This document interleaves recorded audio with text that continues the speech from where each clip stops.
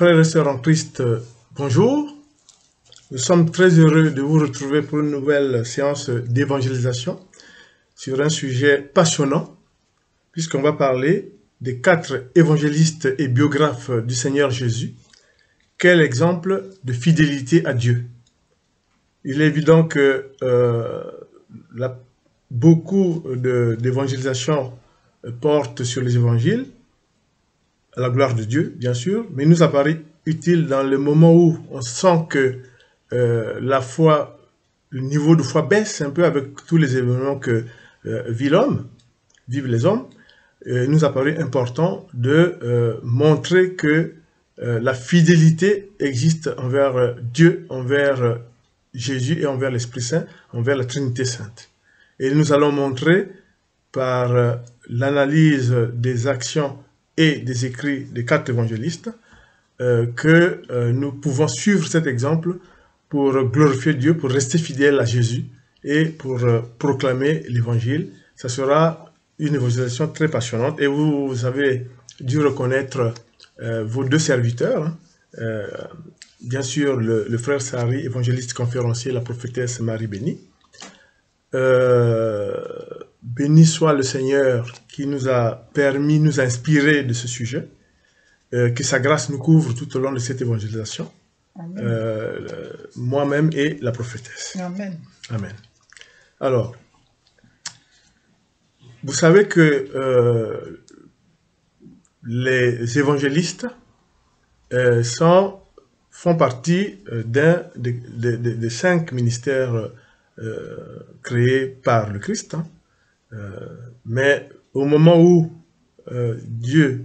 Jésus leur a donné cette mission, et au moment où ils se sont impliqués pour rédiger ce que nous connaissons comme étant les évangiles, faisant partie du Nouveau Testament, nous devons donc nous rappeler que l'évangile fait partie du Nouveau Testament et c'est la bonne nouvelle de Jésus-Christ.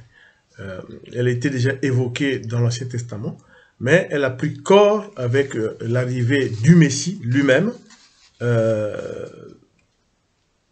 Ça a été, je dirais, inauguré lors justement quand Jésus, après son baptême, va donc prononcer cette parole. Il va dire, l'évangile commence en fait par la prédication inaugurale de Jésus en Galilée, après que Jean ait été livré, comme vous savez que Jean le Baptiste a été trahi et puis livré et il sera tué, notamment décapité.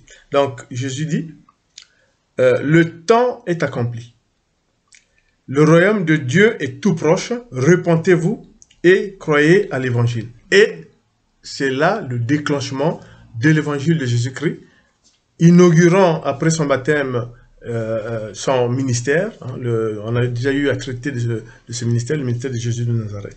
Donc, on peut dire que les évangiles rapportent la vie de Jésus-Christ. Autrement dit, il n'y a pas un autre livre d'histoire qui peut parler de la naissance du Christ, puisque aucun historien ne va vous parler de l'incarnation. Donc, les évangélistes, comme on va le voir, vont être en même temps des biographes parce qu'ils vont nous donner des éléments de la vie de Jésus, des contacts de Jésus, et en même temps, ils vont nous permettre de définir ce que c'est que l'évangéliste au moment où le Christ a donné cette mission. Les apôtres, c'est les envoyés de Jésus, comme lui-même avait défini, mais les évangélistes, c'est les témoins de la vie du Christ, en quelque sorte, des personnes qui sont censées rapporter fidèlement les discours, les faits, les actes de Jésus pour témoigner de sa puissance et rendre accessible la bonne nouvelle, la parole de Dieu, la parole de Jésus pour la communauté, pour les chrétiens et pour l'éternité. Parce que les évangiles sont là pour l'éternité, c'est la bonne parole et Dieu a instruit les évangélistes et nous verrons que ce choix a été fait par Dieu, des 4 évangélistes. Nous le verrons tout au long de notre évangélisation. Donc, comme je disais, vous savez que, bon, pour juste dire que dans le Nouveau Testament, vous avez les évangiles, le Nouveau Testament étant de Matthieu à l'Apocalypse 27 livres, et dans les évangiles, vous avez quelque chose de très très important, c'est que ils sont classifiés en fonction des auteurs. Donc nous respecterons aussi cette classification que nous donne le Nouveau Testament, notamment Matthieu, Marc, Luc et Jean. Donc souvenez-vous que la bonne nouvelle, l'évangile, la proclamation de l'évangile, c'est Jésus-Christ lui-même qui l'inaugure avec sa prédication originale, qui dit le temps est accompli, le royaume de Dieu est tout proche, repentez-vous, croyez à l'évangile. Donc ça, c'est très très important. Mais on sait aussi que c'est une œuvre littéraire. Pourquoi? Parce que les évangiles, faisant partie évidemment du Nouveau Testament, constituent un best-seller. C'est-à-dire que les informations qui relèvent du Christ ne peuvent se trouver que là. Donc du coup, aucun historien, aucun biographe, aucun écrivain ne peut prétendre parler du Christ en dehors des évangélistes avec la même ferveur, avec la même importance, avec la même spiritualité. Donc ça, c'est très très important. C'est pour ça que on peut dire que les évangiles sont sacrés. Ça veut dire qu'il ne faut pas les blasphémer, les critiquer, puisque les évangiles sont sacrés. Qu'est-ce que c'est que le sacré? Le sacré, c'est ce qui relève de Dieu. Les évangiles, c'est la parole, c'est la bonne nouvelle de Dieu, donc ils sont sacrés. Ils contiennent des données, bien sûr, biographiques, puisque comme vous le verrez, quand vous lisez l'évangile, par exemple, il y a des passages où on dit que à 12 ans, on a présenté le Christ au temple. On vous dit que Jésus a commencé son ministère à l'âge de 30 ans, 29 ans dépassé, 30 ans. On vous cite des personnalités contemporaines du Christ. Donc, tout cela fait que les évangiles contiennent en eux des données biographiques, les données de la vie du Christ. Les évangiles retracent, on peut le dire avec certitude, et c'est avoué, le ministère de Jésus de Nazareth. Donc, ce qu'il a fait pendant son ministère, début jusqu'à la fin. Donc, parle de la naissance, parle de sa vie, parle de sa passion, de sa mort et de sa résurrection. En même temps, il donne aussi quelques aperçus des peuples qui y habitaient, notamment les Samaritains, etc. Donc, ça aussi, je dirais, des connotations et des informations historiques. C'est un ensemble de prédications et d'enseignements du Christ. C'est un ensemble de prières. C'est un ensemble d'actes divers, de guérison, d'exorcisme, de faits miraculeux. Et puis, ensuite, ils mettent en évidence l'une des missions principales du ministère de Jésus de Nazareth, c'est l'amour des pauvres. À Jérusalem, il l'a montré notamment avec des actes concernant des lépreux. Il l'a montré par des actes de paralytiques attendant au bord du chemin qui les voient et qui les guérissent.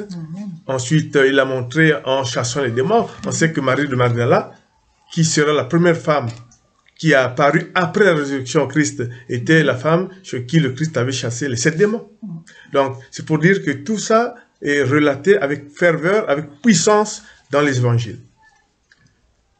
C'est pour ça que les évangélistes apparaissent effectivement comme des témoins du Christ.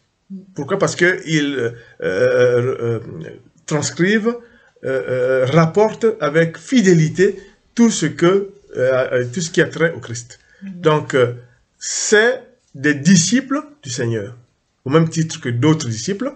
On verra que Jésus, les apôtres, il les appelait, vous savez, quand il a appelé les 4 premiers, ensuite les autres. Et par contre, il a bien dit que les apôtres étaient les envoyés du Christ, et les évangélistes, comme je vous le disais, c'est des témoins du Christ. C'est en même temps des disciples qui vont avoir une mission très importante, c'est scruter tout ce que le Christ a fait pendant son ministère pour la rendre, je dirais, perceptible par le chrétien, perceptible par l'humanité, et pouvoir glorifier Dieu dans toute sa puissance. Et c'était pas des moindres, c'était pas un moindre travail, le travail d'évangéliste. Donc, on peut dire aussi que quand on voit ce que relate l'Apocalypse, c'est que les évangélistes étaient prévus par Dieu le Père, puisqu'on lira un passage de l'Apocalypse ou du prophète Ézéchiel, où vous verrez que Dieu avait prévu les 4 évangélistes. Et c'est ce que le Christ a nommé ces 4 évangélistes aussi. Et c'est pour dire que c'est Dieu qui les avait choisis. Ils ont été inspirés par l'Esprit Saint. On le verra comment ils ont rédigé les évangiles. Donc, comme on disait, ces 4 évangélistes qui ont été choisis, désignés par le Christ, avaient donc, je dirais, pour caractéristique principale, être des fidèles, des plus fidèles de Jésus. Donc, ce qui est très important, c'est que, étant témoin du Christ, on peut être vraiment convaincu, comme l'a montré l'histoire, que tout ce qu'ils relatent, ils ont fait un travail de compilement, d'analyse de dossiers, d'enquête sur le terrain, et de l'inspiration de l'Esprit Saint pour nous donner ce qui aujourd'hui constitue la bonne nouvelle de Dieu à travers l'humanité. Donc, j'insiste sur le fait que les évangélistes, à la différence des apôtres, sont en même temps des biographes du Seigneur. C'est très important parce que vous ne trouverez pas un écrivain ou un livre qui va vous relater la jeunesse de Jésus, ni sa naissance, ni sa mort. Parce que comment un écrivain pourra-t-il décrire la résurrection? Comment un écrivain pourra-t-il nous relater la passion du Christ? Comment un écrivain, quel qu'il soit, pourra nous parler de la naissance du Christ? Comment peut-il parler du mystère de l'incarnation? Ça ne peut provenir que des évangélistes qui sont en même temps des biographes du Christ et qui nous ont donné des dates, notamment l'âge à lequel le Christ, en tant qu'homme, est mort et ensuite a été ressuscité au 3e jour. Ce qui est aussi très, très important, c'est que d'entrée de jeu, les chrétiens le savent, mais il est bon de le réitérer, les évangiles constituent l'unique source sur la vie et les œuvres de Jésus-Christ. Il n'y a rien d'autre. C'est pour ça, les évangiles, c'est en même temps une œuvre littéraire, mais en même temps une œuvre spirituelle. Et ça relève que de Dieu, parce que vous ne trouverez pas ça nulle part. Il n'y a nulle part, comme je viens de dire, au risque de me répéter, que vous trouverez un écrivain vous relater la naissance du Christ. C'est pas possible. C'est pas possible parce que c'est spirituel, ça relève de la puissance de Dieu, ça relève de la parole de Dieu, et vous ne trouverez ça que dans les évangiles. Donc les évangiles, c'est l'unique source sur la vie, c'est-à-dire que sa naissance, son enfance, sa passion, son ministère, ses relations, ses discours, ses entretiens privés et ses connaissances. C'est dans les évangiles, nulle part ailleurs. Donc c'est pour ça que c'est très riche les évangiles. Donc les 4 évangélistes resteront toujours à tout jamais des prédicateurs. Pourquoi? Mais parce que les évangiles, pour les 4 évangiles, ils ont été publiés après l'an 33, c'est-à-dire qu'après l'ascension du Christ. Le Christ est monté au ciel, rejoindre le Père, et l'Esprit Saint est descendu par la Pentecôte pour commencer l'ère de l'évangélisation. Et c'est à ce moment-là, comme vous le savez, que les évangélistes ont commencé chacun à produire malgré la répression, aussi bien des juifs extrémistes que de Néron. Les évangélistes, par la puissance de Dieu, ont commencé à produire et à publier, évidemment, la parole de Dieu, la bonne nouvelle, c'est l'évangile. Alors, pour bien percevoir cette mission d'évangélisation, qui elle-même découle du commandement de Dieu, découle du commandement de Jésus-Christ, la prophétesse va vous lire une référence qui est « Que dit Jésus avant de monter au ciel ?» et qui est la base qui nous montre avec certitude que les témoins de Christ, les évangélistes, sont ceux qui, effectivement, nous ont rapporté la puissance de l'œuvre de Jésus-Christ. Alors, je vais lire Marc 16, verset 14 à 20, la mission d'évangélisation. voilà, Jésus se montre aux 11 apôtres. Oui, puisque Judas, en ce moment-là, Judas, le traître, était Voilà. pendu.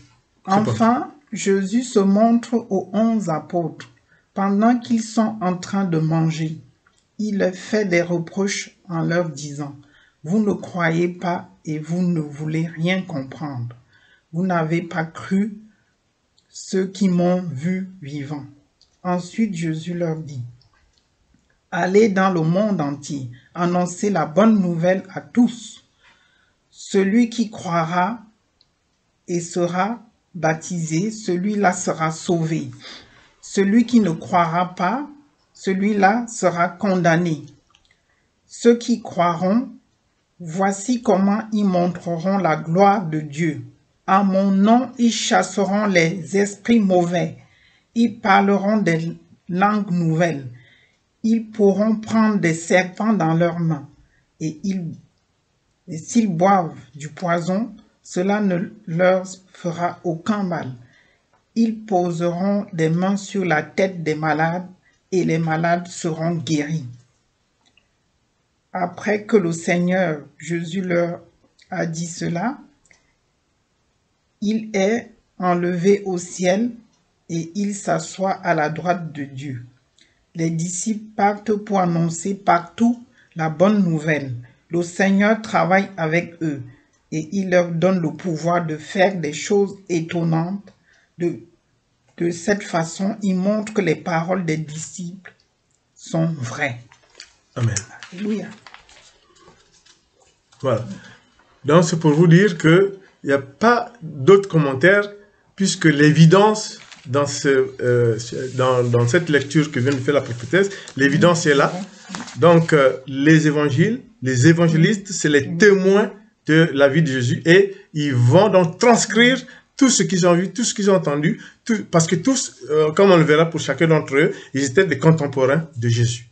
Et justement, pour vous montrer un aspect singulier du fait que les évangélistes étaient les disciples du Seigneur, mais pour les évangélistes qui étaient en même temps disciples, ils ont eu une mission particulière pour nous donner, dans nous écrire, nous compiler comme ça par écrit la vie, l'œuvre et la puissance de Jésus-Christ. Et je vais vous lire effectivement concernant l'apôtre parlant et faire une lecture concernant le Luc, hein, l'évangéliste Luc.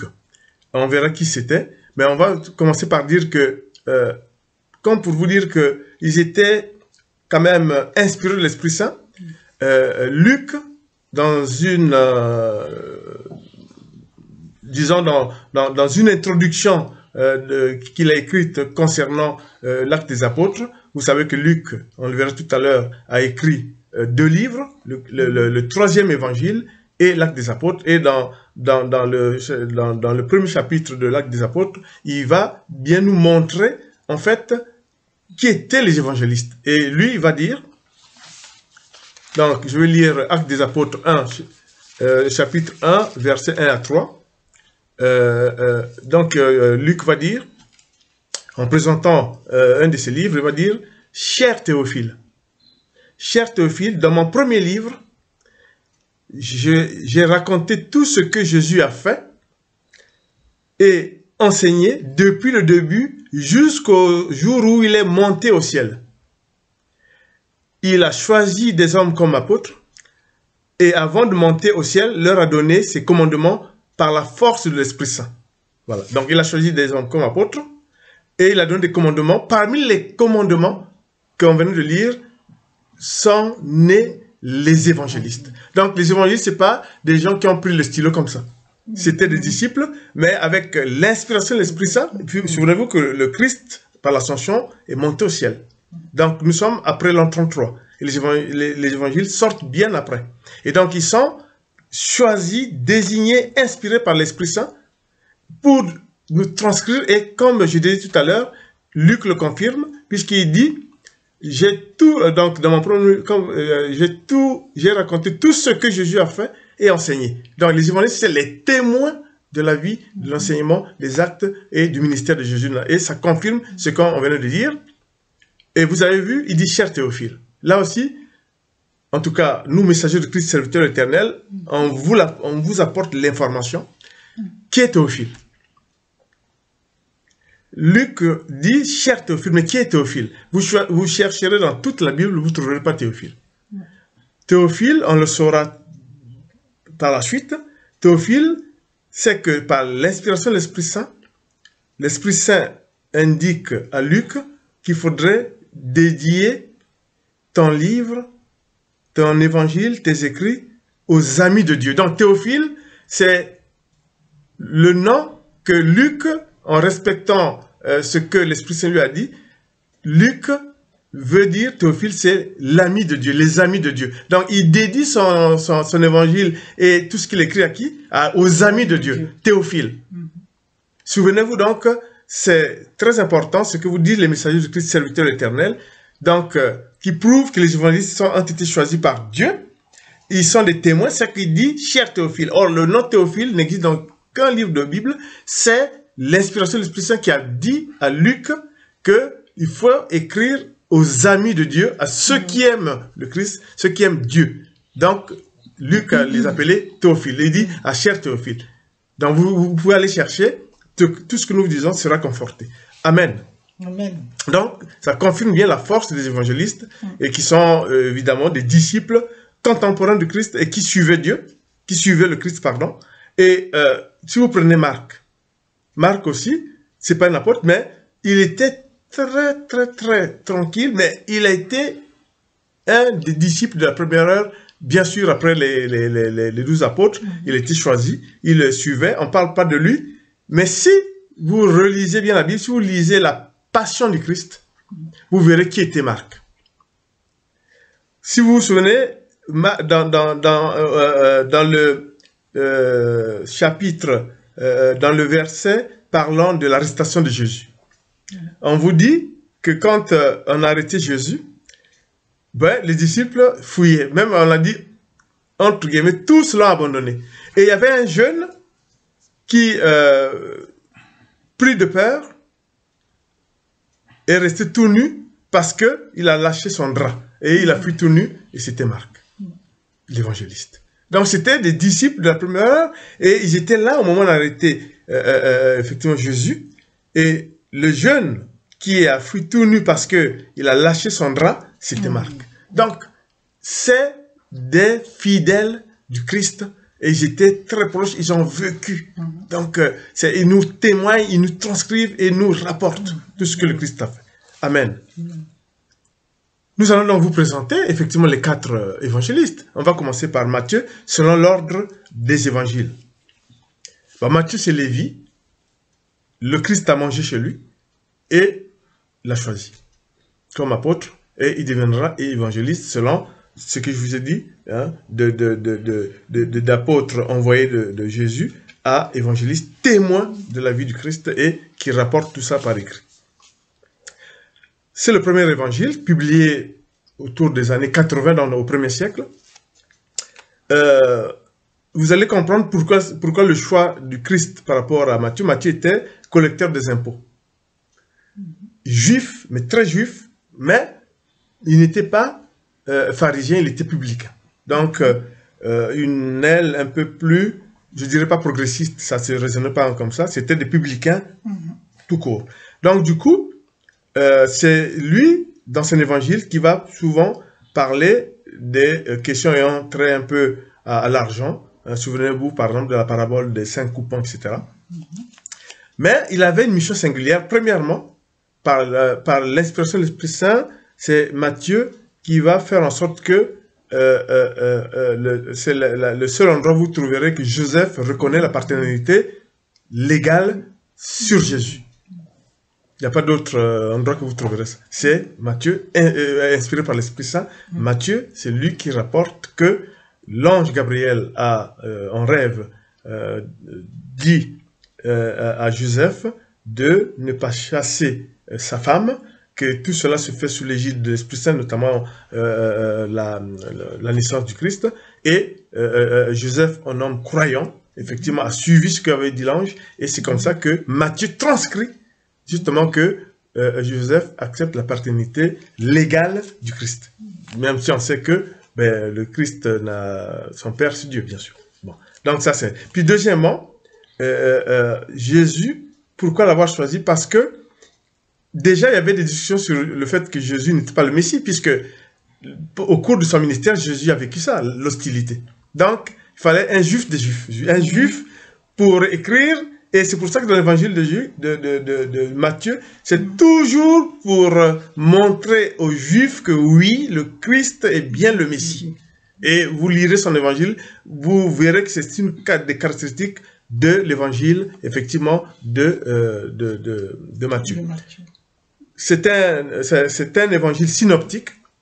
Vous savez que Matthieu, Marc et Luc sont des évangiles synoptiques, alors que l'évangile de Jean est un évangile doctrinal. Il y a une différence substantielle, puisque dans l'évangile de Jean, dans la doctrine, c'est là où on dit « Je suis le pain de vie, je suis la lumière du monde, je suis les 7 je suis ». C'est dans Jean. Évangile doctrinal. Dans les évangiles synoptiques, c'est des narrations sur des faits réels que les évangélistes nous présentent. Donc dans Matthieu, publicain, donc il avait sur l'inspiration de l'Esprit Saint convaincre les Juifs, donc ses compatriotes, que oui, il était vraiment le Messie. Et en même temps, il avait aussi pour mission, comme il était très suivi par les Grecs, d'avoir aussi sur cet axe grec, donc d'apporter la bonne nouvelle de Jésus-Christ. Mais ce qui caractérise Matthieu aussi, pour nous les passionnés, c'est que c'est l'évangéliste du mystère de 7. Qu'est-ce que ça veut dire, le mystère du chiffre 7? Mais notre Père, Matthieu le rapporte. Pourquoi? Parce qu'il y a 7 demandes. Je ne vous récite pas. Allez, voilà, notre Père qui est aux cieux, etc. Vous le récitez, vous avez 7 demandes. Vous avez les 7 paraboles sur le royaume des cieux. Vous avez les 7 malheurs des pharisiens. Quand Jésus énumère les malheurs qui vont frapper les pharisiens, il y en a 7. Vous avez la multiplication des 7 pains. Hein? Vous avez aussi, quand un des apôtres demande à Jésus, combien de fois je dois pardonner mon frère? Qu'est-ce que Jésus dit? 7 fois 77 fois. Donc, c'est Matthieu. Alors, on peut penser que le Christ l'a inspiré. L'Esprit Saint l'a inspiré parce qu'il était quelqu'un qui travaille dans les impôts, qui manie les chiffres. Et c'est très important pour voir que la puissance de Dieu, elle est là, parmi nous, dans la vie de tous les jours, mais c'est vraiment, je dirais, tellement extraordinaire que, franchement, ça nous permet vraiment d'être fiers d'être chrétiens. Ensuite, bien sûr que Matthieu est aussi l'évangéliste qui va parler du social, notamment, par exemple, quand dans sa parabole, quand le Christ dit si ton frère ne t'écoute pas, essaie de lui expliquer les choses. S'il ne t'écoute pas, tu t'appelles un autre membre de la famille. Donc, l'aspect social de l'enseignement de Christ, c'est Matthieu aussi. C'est très important. Mais, en dehors du fait que je vous ai dit que c'est lui qui a pu nous apporter effectivement la reconnaissance de la paternité de Jésus par Joseph, mais il a des écrits exclusifs, c'est-à-dire que de lui seulement, avec des critiques très importantes, notamment le roi mage, notamment l'exode en Égypte, le massacre d'Hérode quand il a voulu tuer tous les enfants de 2 ans. Et comme aussi Matthieu, c'est les chiffres et l'argent, c'est lui qui nous rapporte comment Judas a touché son argent quand il a trahi le Christ. C'est lui aussi qui nous le rapporte. C'est très important, inspiré par l'Esprit Saint. Il a aussi rapporté quelques miracles de Jésus, notamment Pierre quand il marche sur les eaux, notamment. Et puis, on a vu qu'il a aussi été parmi ceux qui ont parlé et rapporté les béatitudes. Les béatitudes, comme on vous l'a dit, c'est la nouvelle loi. Il y avait l'ancienne loi avec les 10 commandements. Dans les béatitudes, Jésus dit ce qu'il faut faire et trace une perspective. Hein? Heureux les miséricordieux, il leur sera fait miséricorde. Heureux ceci. Donc, En même temps, il donne une perspective à une propriété que vous pouvez acquérir pour devenir et qu'est-ce qui vous attend. Donc, ce qui est très important, c'est que Matthieu associe aussi à l'œuvre de Jésus les non-juifs, parce que Jésus le savait, qu'il faut que son message soit aussi pour les non-juifs, puisque les 12 apôtres étaient juifs. Donc il faut absolument apporter quelque chose de différent. Et dans les évangiles de Matthieu, vous avez surtout une place donnée aussi aux femmes. Dans l'œuvre de Christ, donc il y a aussi les femmes. Alors, qu'est-ce qu'on peut dire? On peut aussi dire que ce qui est très important, c'est de voir comment est-ce que Matthieu a pu, sur le terrain, et à tout jamais, bien marteler aux Juifs que Jésus était bel et bien le Messie. Et tout ce qu'il a pu faire, c'était pour conforter la parole de Dieu et les actes de Jésus pour que, à tout jamais, la puissance de Dieu, la puissance de Jésus, la puissance de l'Esprit Saint puisse vraiment être perçue à juste titre, notamment sur les aspects, je venais de dire, notamment les aspects singuliers de son évangile. Et Marc. Bon, Marc, effectivement, c'était, disons, un habitant de Jérusalem. C'est le deuxième évangile. Comme je venais de vous dire, il était le jeune qui, à l'arrestation de Jésus, s'est enfui nu parce qu'il a laissé tomber son drap. Donc,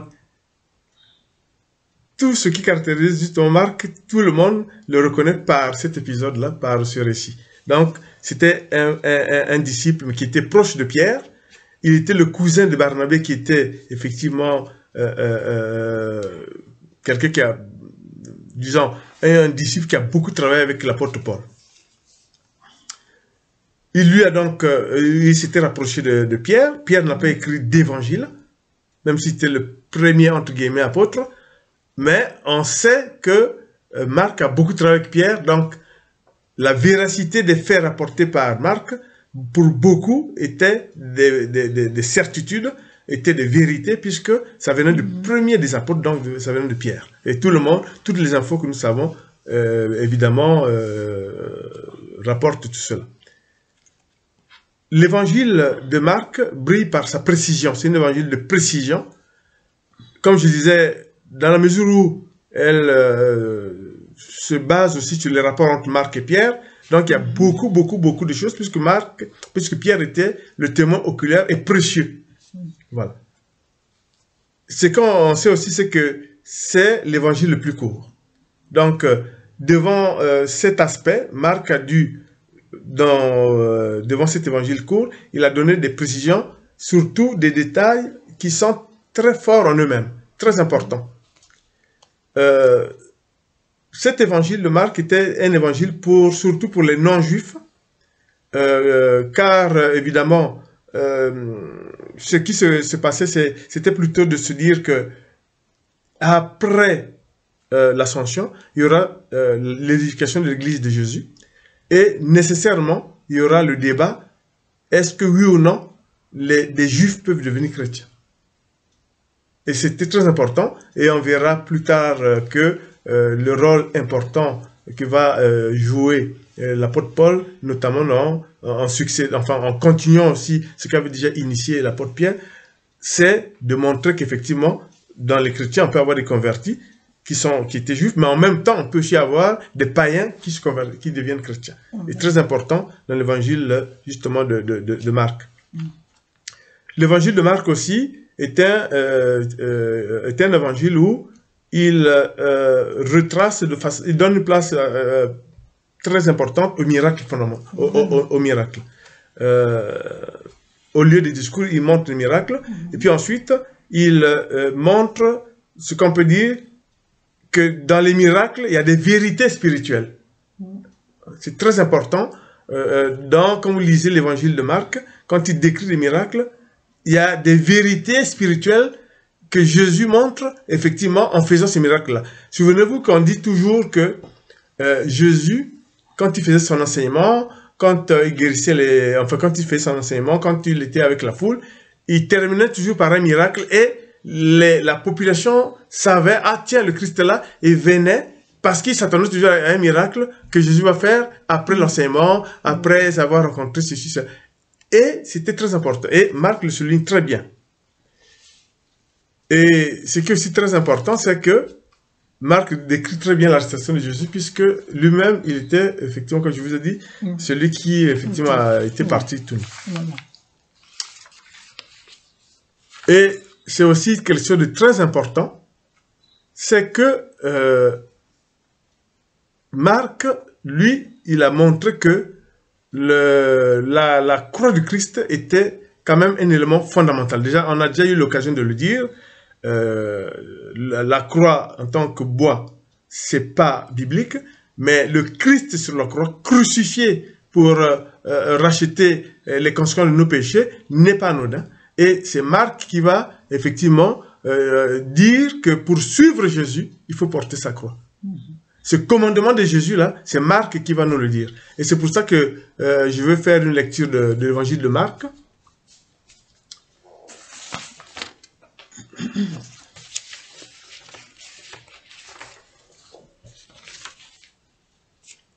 Donc, évangile de Marc, chapitre 8, versets 34 à 37.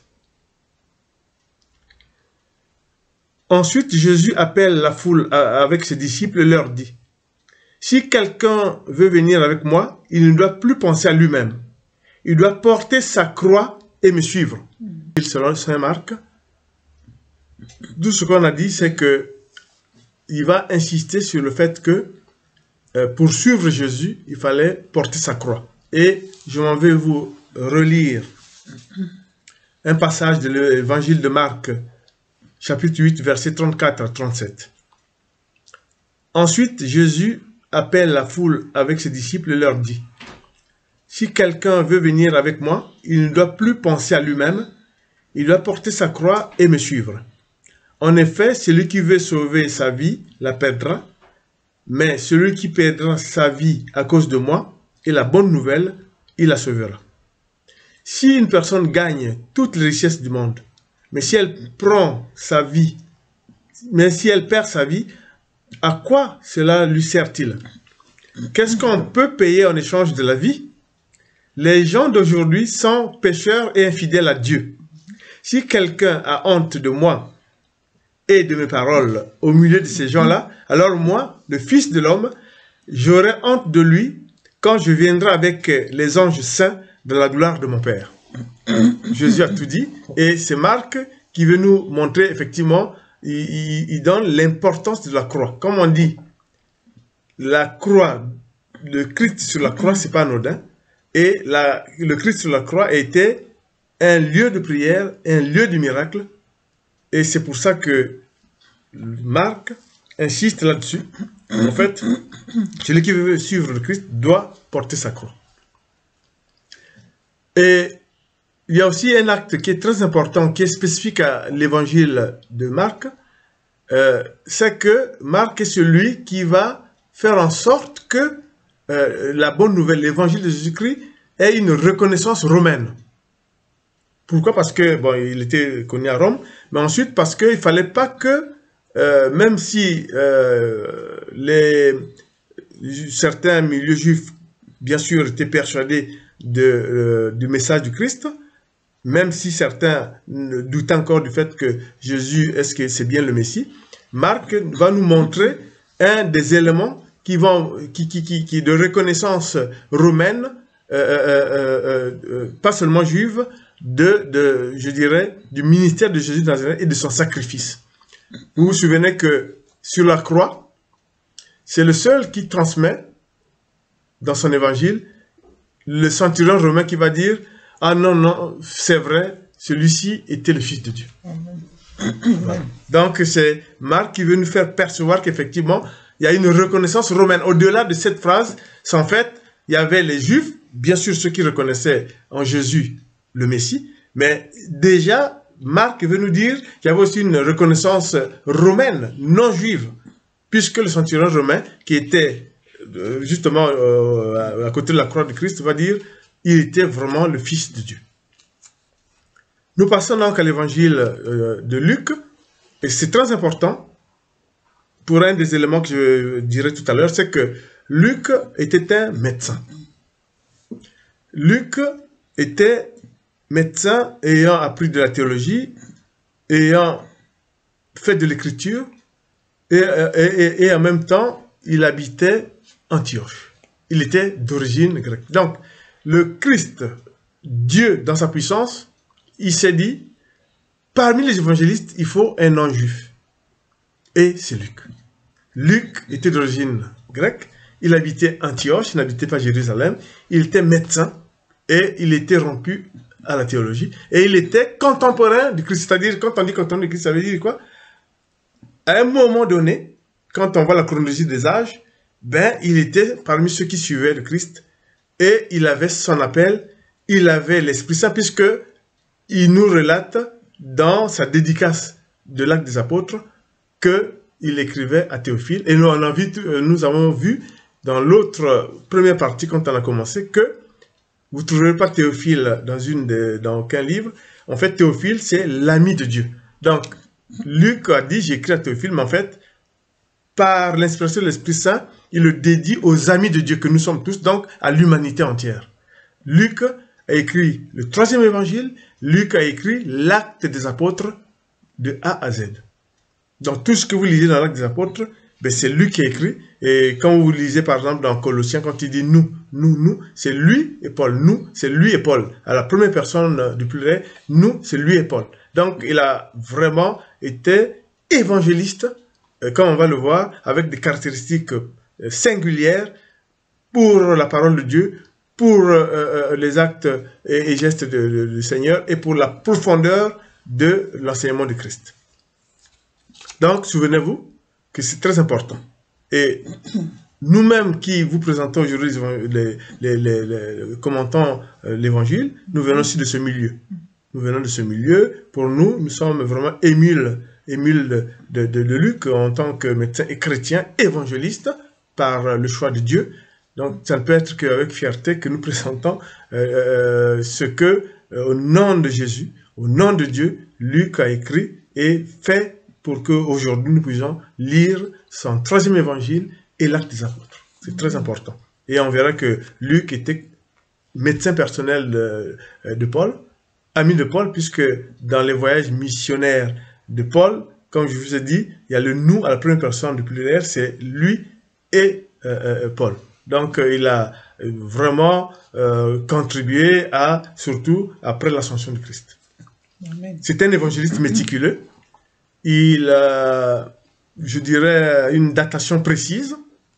On peut aussi dire que il est, je peux dire, spécialiste de l'enfance de Jésus, puisque quand on lit la Nativité, il y a des détails qu'il donne. Et on sait que par la suite, Luc a rencontré plusieurs fois Marie, mère de Dieu, après l'Ascension. C'est très important. Donc, vous verrez quand vous lisez la Nativité, il y a des détails qui sont des détails que Luc donne, et on peut penser qu'effectivement, c'est des détails que Marie, mère de Dieu, a pu donner par l'inspiration de l'Esprit Saint à Luc, qui nous le retranscrit. Et on sait qu'il a bel et bien rencontré Marie pour un certain nombre de confortations, des écrits, etc. Donc c'est pour ça que quand vous lisez aussi, il y a certains aspects qui sont vraiment des détails d'enfance, des détails de nativité, de naissance, etc., que Luc retranscrit avec précision. On sait aussi que Luc, en tant que médecin, Dieu l'a choisi. Mais pourquoi? C'est simple. Quand vous prenez les miracles de résurrection, vous prenez la résurrection de Lazare, Luc le décrit très bien, il y a des détails qui sont des détails médicaux. 4 jours ont passé, le corps dégagé. Donc, tout cela pour montrer que la puissance de Jésus, avec la résurrection de Lazare, c'est bien la résurrection de Lazare. Lazare est ressuscité. Luc le décrit, les médecins. Il le décrit avec précision, il donne des détails. Quand vous le lisez à nouveau, vous voyez que la puissance de Dieu est tellement précise et univoque qu'on peut dire que là, Luc le retranscrit, notamment les détails comme ça, hein, notamment il sent déjà, comme dit, quand on dit à Jésus qu'il est mort, il sent déjà au 4e jour, etc. Donc, c'est les détails, notamment quand, par exemple, vous avez la guérison d'un aveugle, quand on vous précise que c'est un aveugle de naissance.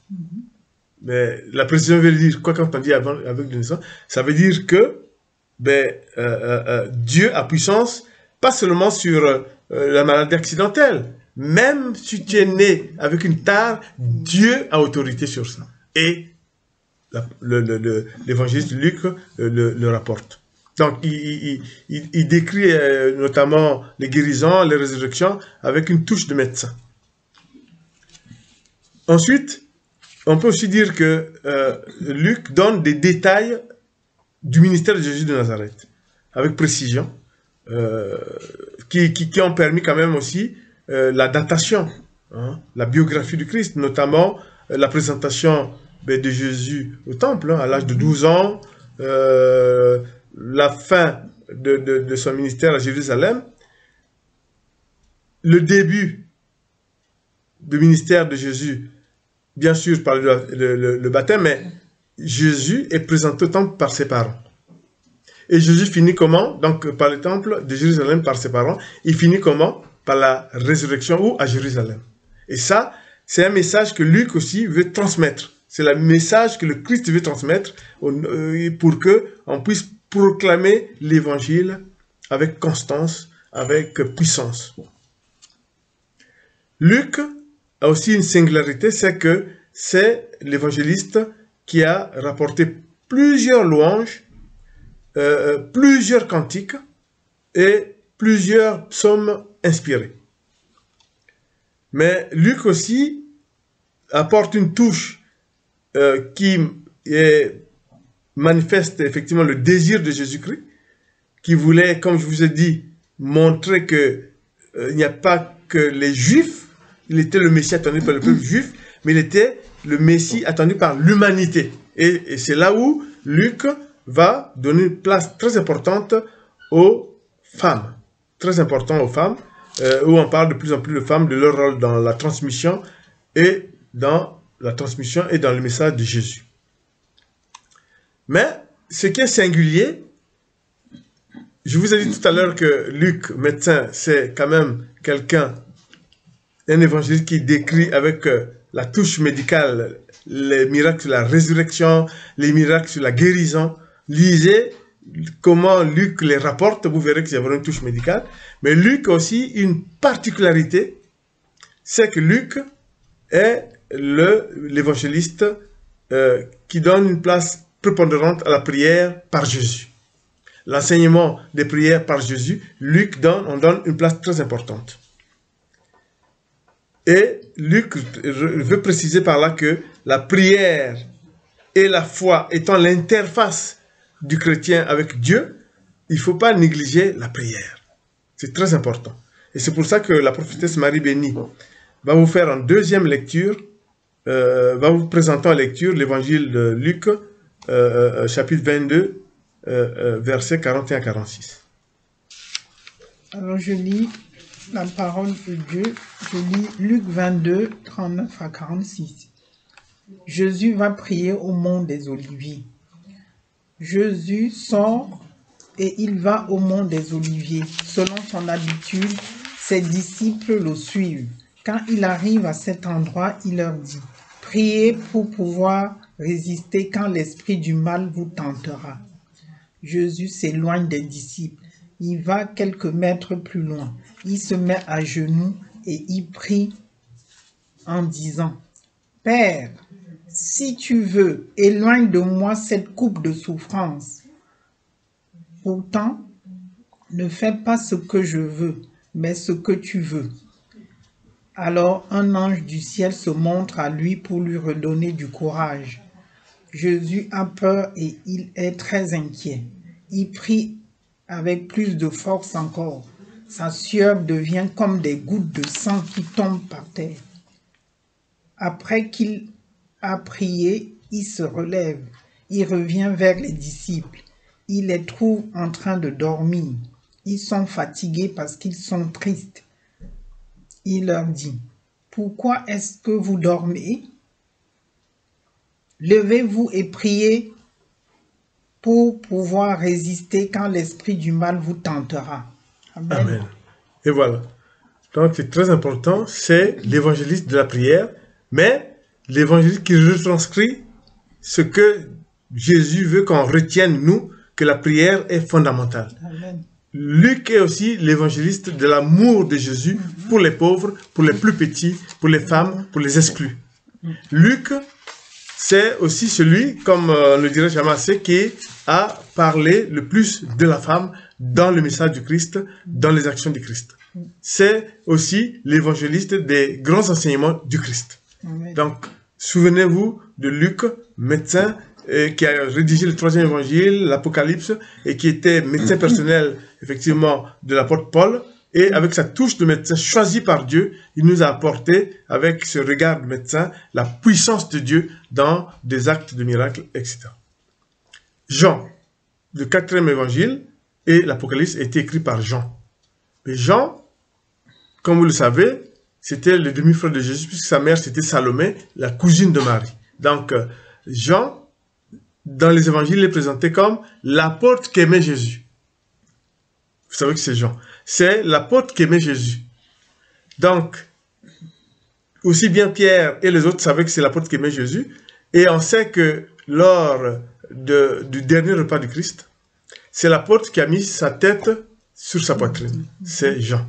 C'est très important. Et apparemment, mais c'est sûr, c'est pas apparemment, c'était le plus jeune des apôtres. Voilà. C'était le plus jeune des apôtres. Donc, l'évangile de Jean est un évangile doctrinal. Il faut vraiment que vous le reteniez. C'est là où vous trouvez les doctrines de Jésus, de l'enseignement de Jésus. C'est-à-dire les 7 je suis. Le pain de vie, la lumière du monde, la porte, en passant par moi, on est sauvé, en passant par moi, on va vers le Père. Le bon berger, je suis la résurrection et la vie, je suis le chemin, la vérité, je suis la vie. Nul ne peut aller au Père s'il ne passe par moi. Souvenez-vous. Et je suis la vraie vigne, le Père est le vigneron. Je suis ce que je suis, je dis seulement ce que le Père m'a enseigné, et ça aussi, c'est des paroles de l'évangile de Jean. Donc, c'est un évangile doctrinal. La prière aux apôtres, la prière aux disciples, la consolidation de la doctrine qui va plus tard fonder le christianisme, c'est Jean. C'est très important. Je viens vous le décrire, la doctrine. Je suis. Donc, c'est la doctrine du christianisme, c'est Jean. Et c'est très important. Et Jean, c'est celui aussi qui a écrit l'Apocalypse. Jean est l'évangéliste qui a rapporté les entretiens privés du Christ. Et nous savons qu'il y a un des entretiens les plus remarquables, c'est quand Jésus arrêté fait face à Pilate. Et la prophétesse Marie Bénie va nous lire cet épisode. Dans Jean 19, voilà. Alors je lis la parole de Dieu dans Jean 19, 8 à 11. Je lis la parole de Dieu. Quand Pilate entend ces mots, il a encore plus peur. Il rentre dans le palais et il demande à Jésus, « D'où viens-tu » Mais Jésus ne lui répond pas. Alors Pilate lui dit, « Tu ne veux pas me parler à moi? Tu ne sais pas donc pas que j'ai le pouvoir de te libérer et que j'ai le pouvoir et que j'ai aussi le pouvoir de te clouer sur une croix? » Jésus lui répond, « Tu n'as sur moi aucun pouvoir, sauf celui que Dieu te donne. C'est pourquoi celui qui m'a livré à toi est plus coupable que toi. » Amen. Amen. Comme vous le voyez, c'est très important. C'est dans l'évangile de Jean qu'on a la plupart des entretiens privés du Christ. Il avait une mission particulière qui était celle-là, une mission doctrinale. Et là, Jésus répond à Pilate en disant, il ne reçoit d'ordre, il ne peut obéir qu'à Dieu. C'est très important. Et cela est aussi à noter que c'est ce que Jésus va dire quand il y a eu la tentation par le diable au désert. Il va dire, je n'obéis qu'à mon Père. C'est très important. Et cela aussi, c'est ce que Jésus va dire sur la croix, quand le premier larron va dire, mais oui, tu es sur la croix, mais libère-toi toi-même, pourquoi tu... Et il va dire, je n'obéis qu'à mon Père. Ce qu'a décidé mon Père, c'est ce qui va se faire. Donc c'est très important. Et pour conforter cet aspect de l'évangile de Jean, que c'est un évangile qui permet de montrer que Jésus parlait à toute la communauté, Jésus parlait à tous les milieux, il avait des contacts à tout, c'est l'épisode de l'entretien ou des échanges avec les Samaritains. C'est génial. Voilà. Vous savez que les Samaritains hein, et les Juifs tout court, c'était c'était pas de bon rapport. Et Jean retranscrit ce que l'épisode où Jésus enseigne à travers la Samaritaine à l'amour du prochain. C'est très important. Et c'est là où il dit, ben, je suis le Messie. Et la Samaritaine dit, je suis le Messie. Je vous connais parce que vous avez eu plusieurs maris, mais voilà. Donc c'est très important. Franchement, c'est très important de savoir que finalement, comme on vient de voir, les évangélistes, donc envoyés de Jésus, travaillant comme des personnes ayant la responsabilité de transcrire les actes, les enseignements, les discours, les échanges avec des personnalités et surtout les œuvres caritatives, notamment envers les lépreux, notamment envers les paralytiques, notamment envers les pauvres, parce que dans cette société à Jérusalem, il y avait des pauvres, et même des actes pour respecter les lieux de culte, notamment quand ils chassent des commerçants qui avaient envahi l'église, enfin comment dire, le temple de Jérusalem, il les a chassés. C'est pour montrer que tout ça, c'est grâce à ceux qu'il a choisis, les évangélistes, qu'aujourd'hui, nous avons jusqu'à la fin des temps, ben, l'expression de sa parole, la parole de Jésus, l'expression des actes de Dieu le Père et l'expression des actes de la Trinité Sainte. Pour conforter cette idée que les évangélistes ont été aussi choisis sous l'égide de Dieu, ils apparaissent dans les prédications d'Ézéchiel, ils apparaissent aussi dans l'Acte des Apôtres, c'est ce que je vais vous lire. Dans Ézéchiel, chapitre 1, versets 4 à 5, voici ce que dit Ézéchiel. Voici ce que j'ai vu. Un vent violent vient du nord, il amène un gros nuage entouré de lumière. Des éclairs en sortent de tous côtés. Son centre est en flammes, il brille comme de l'or rougi au feu. Au milieu, on dirait 4 êtres vivants, ils ressemblent à des hommes. Et l'Acte des Apôtres, chapitre 4, versets 6 à 8, il dit, autour du siège royal, il y a 24 sièges. Sur ce siège, 24 anciens sont assis. Ils ont des vêtements blancs et sur la tête, ils portent une couronne d'or. Des éclairs, des bruits et des coups de tonnerre partent du siège du roi. Et devant ce siège, 7 lampes allumées brûlent. Ce sont les 7 esprits de Dieu. Devant le siège du roi, il y a comme une mer aussi transparente que du verre. Au milieu, autour de ce siège, il y a 4 êtres vivants qui sont couverts de Dieu, devant et derrière. Le premier être vivant ressemble à un lion. Le deuxième à un jeune taureau. Le troisième a un visage semblable à celui d'un être humain. Et le quatrième ressemble à un aigle qui voit. Les 4 êtres vivants ont chacun 6 ailes. Amen. Amen.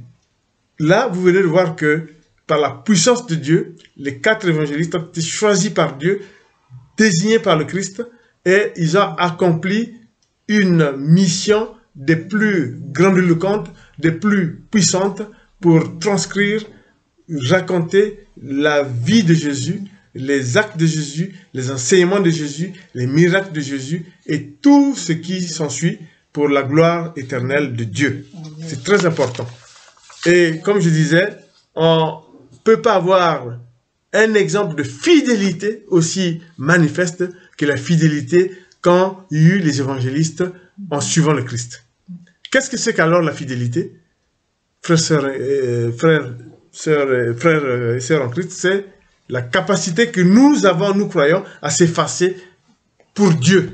Voilà l'exemple. Les évangélistes ont retranscrit tout ce que Dieu leur a inspiré en s'effaçant.